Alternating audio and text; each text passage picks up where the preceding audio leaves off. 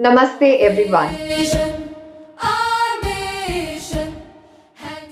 I am Coach Shruthi from the Garden City of India, Bangalore. I am a certified chartered engineer from the Institute of Engineers, an adolescent health counselor, an educational motivational speaker, and a certified yoga wellness coach from the Ministry of Ayush, Government of India. The year 2023 was a major breakthrough in my life where I decided to follow what resonated with my heart, and that was coaching.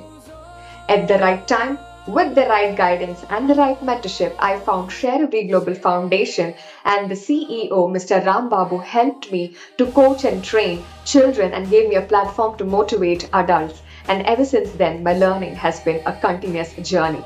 After my association and service with the foundation and organization, I have been honored and privileged to be invited as the special guest speaker for the international conference that will be conducted in the city Nellore, which is called the Shrimp Capital of India. I invite you all for the International Leadership Conference happening on 10th and 11th of January 2026 in Nellore, Andhra Pradesh. Don't miss, because this conference is aimed at global development and the theme is United for Change, Inspired for Contribution.